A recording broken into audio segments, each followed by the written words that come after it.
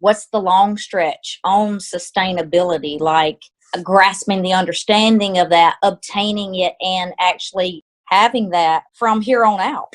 So the first thing you have to look at is, why are people not sustaining their results, right? And that's the most important thing, is you have to be like, okay, I've seen a lot of people get in shape and then for shows, and then I see them a month later and they look like they haven't even been training for the last 5 months, you know?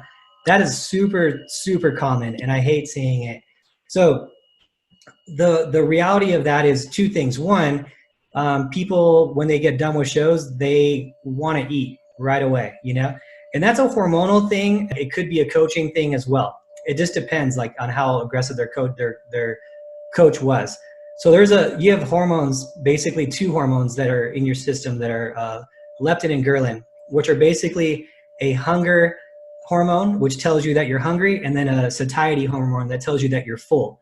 So when you are extremely calorie deprived and you start eating, well, your body just kicks off and says, I'm hungry, I'm hungry, I'm hungry. And then your satiety hormone that tells you, hey, I'm full, doesn't kick in. So you just keep eating. All your body wants to do is survive. Your body only wants to do is not have this much muscle because it wastes energy, and have more body fat. That way it can preserve life in case there's no food.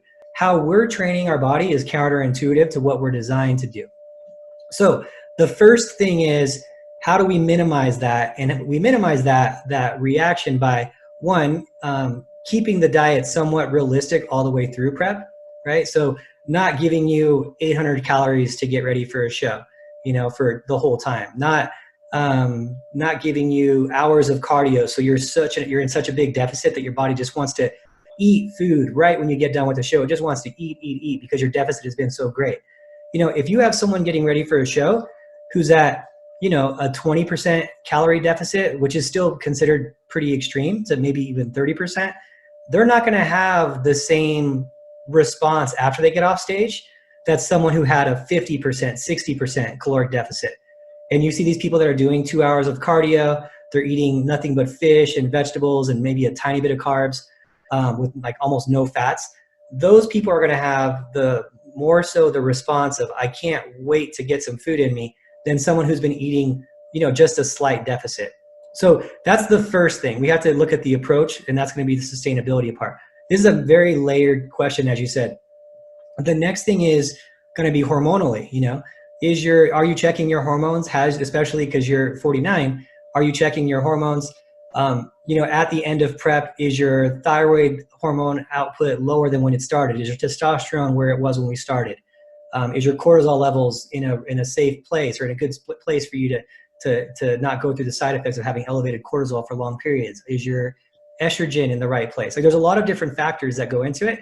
And so we can check. So right when you get off stage, one, you shouldn't be that person who wants to just gorge on a bunch of food, because we're not starving you down and making you do a ton of cardio in the first place. So that should be somewhat avoided. You're still going to be wanting to eat, but you're not going to be like in that same bucket as someone who's in a 60% caloric deficit. Next thing, check the hormones. Let's make sure that you're still doing just as good as when you finished prep as when you started prep, you know, and we could test your hormones now for $150, full panel. So it's crazy what we could do now.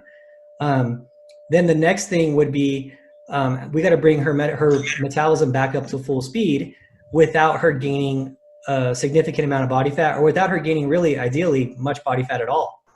We do that by increasing calories to actual maintenance calories, not by just increasing calories just because we're trying to fix the metabolism and just doing it recklessly. We are gaining a lot of body fat.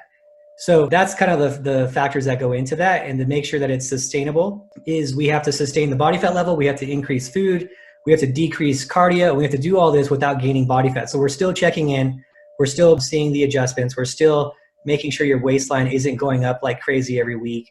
And we're just making sure that we get you to the right place. So that's all the steps you would probably need to take to make it more sustainable.